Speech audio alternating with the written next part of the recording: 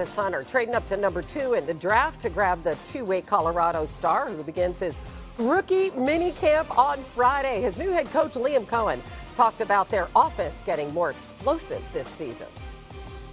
I think we've definitely addressed the ability to strike from a distance. I think that's something that,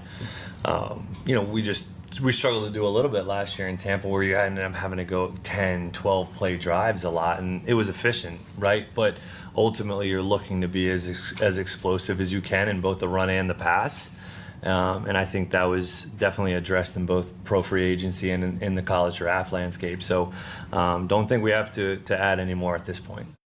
Well, they certainly could use another big play threat. Brian Thomas Jr. had 11 more 20 yards than the next closest Jaguars player. That was the third largest difference in the NFL last season, trailing only Justin Jefferson and Calvin Ridley. So, Jeff, what's the feeling in Jacksonville about these moves and how it's going to, hopefully help Trevor Lawrence? Well, it's interesting because it's not just the addition of players, but also the subtraction, I should say. 2 players in Christian Kirk, Evan Ingram, the top 2 pass catchers on the Jaguars last season, and the 2 players that Trevor Lawrence was most comfortable throwing to are now gone. So you enter into a new offensive system with new players. So there will certainly be a learning curve. But Liam Cohen has made very clear since the second he got there. You heard some of those comments there. He said even going into free agency that it is all about developing and building around Trevor Lawrence to make him as explosive and dynamic as possible. But you also heard him mention what he had to do in Tampa at times, which is be efficient. But I think that the fact that he was capable of doing both those things, and he could do it with a guy like Mike Evans in Tampa, suggests that maybe this is a fit for Trevor Lawrence and Travis Hunter.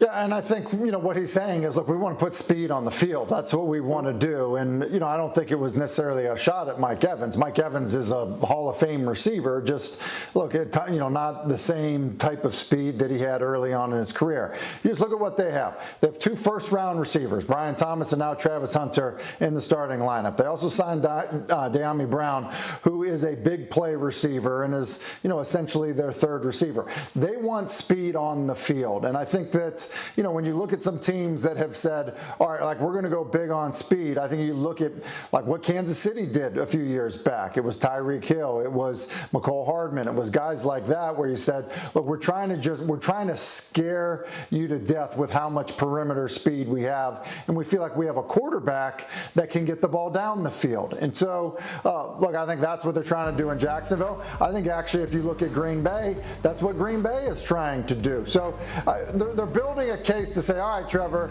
we've put it around you. Now it's your job to take this thing over and play like we think you can.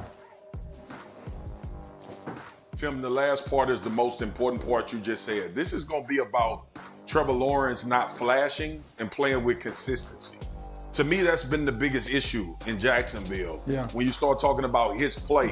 And now it's his responsibility. I think this is a critical evaluation year for Trevor Lawrence. Maybe not within that organization because they paid him, but I know people outside, myself included, I'm going to be watching Trevor Lawrence closely, man, because it's just been too much up and down. Now, he's dealt with some injuries. He's dealt with some change at the position. He dealt with Urban Meyer the first year, and you can throw that away. So there's been a lot of change since he's been in Jacksonville, but I think everybody now is comfortable in saying that throughout the duration of a season, he has to play with some consistency. We were there for a Monday night game when Joe Burrow actually got injured, and Trevor Lawrence didn't play well, and Jacksonville lost that game to the Bengals, and we were all trying to figure out, what is he? How is he going to, like, this #1 overall draft pick with all the tools in the world, how is he going to finally get into that upper echelon of the conversation? I think this year has to be that year. Marcus, you're exactly right. I mean, like we said when Doug Peterson came in, let's wash away the Urban Meyer time. This is now Trevor Lawrence. This is what he's going to become. And as soon as we realized that Doug Peterson wasn't the answer, we said, we'll give him another chance with Liam Cohen. We can't keep doing that. And I am a big advocate of what Trevor Lawrence's potential is. But now he's got the player. He's got the coach. I do agree. This is a massive year for Trevor Lawrence. Yeah, and he ranked just 22nd in explosive pass plays last season. A lot of room for improvement there. Meanwhile, the Baltimore Ravens have released kicker Justin Tucker after 13 seasons. Tucker is currently the subject of an NFL investigation into allegations of improper conduct during massage therapy sessions. He had been with the Ravens since the 2012 season and is the most accurate kicker in NFL history. A total of 16 massage therapists from 8 Baltimore area spas have accused Tucker of improper conduct, which he has denied. Last month, the Ravens selected kicker Tyler Loop from the University of Arizona in the 6th round. That's the first time they've drafted a kicker in franchise history. And Ravens Executive Vice President and General Manager Eric DaCosta said this in a statement on Tucker's release, and I quote, "Sometimes football decisions are incredibly difficult, and this is one of those instances. Considering our current roster, we have made the tough decision to release Justin Tucker." Heritage Month. Here's Colts DB Cameron Bynum on the opportunities he hopes to see for Asian American Pacific Islanders.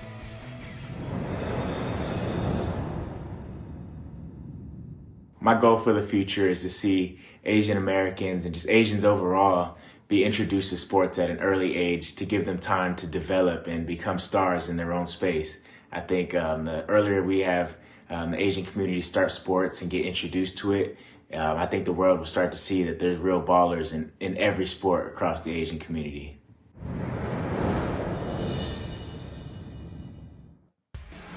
Browns rookie minicamp begins on Friday. Shedeur Sanders will be joining a crowded quarterback room with fellow rookie Dillon Gabriel and veterans Joe Flacco, Kenny Pickett, and Deshaun Watson, who is currently recovering from a torn Achilles. Sanders got taken in the 5th round of the draft. Cleveland has started 40 different quarterbacks since 1999, the most in the NFL. NFL reporter Jeff Darlington and NFL analyst Tim Hasselbeck with us right now. And Jeff, I'll start with you. What are the Browns' plans for Shedeur Sanders with rookie minicamp just days away? Well, I can tell you, in a word, competition, the beginning of a competition. Now, we should be very clear about this. This is still a rookie minicamp, and this is not a place where anything gets decided other than allowing rookies to kind of understand some of the inner workings of the NFL when it comes to meeting rooms, a little bit of just the equipment room, understanding getting on the field. By no means will anything be decided. That being said, I cannot remember a more anticipated competition between 2 rookies entering a camp than this one. And that is because either of these guys do have the potential of winning this job in time for week 1. Yes, we've perhaps seen more talented rookie quarterbacks. I think back to Robert Griffin III and Kirk Cousins when they were there. But there was no competition there. That was RG3's job. In this instance, Dillon Gabriel and Shedeur Sanders both could win this job, albeit they won't be able to win it until they get in veteran camp when they're up against those other players that you just named. Okay, so Tim, you heard it right there. No decisions will be made. You obviously know that as well. However, a lot of people anticipating this quarterback battle. Who do you think starts week 1? I think Joe Flacco starts week 1. He's got a lot of time on task in the National Football League and a lot of success. Again, he was brought in for a reason. And so, look, I think when, you see how reps lay out, to Jeff's point, once you get past the rookie mini camp and the veterans are there, it becomes a very crowded quarterback room. And so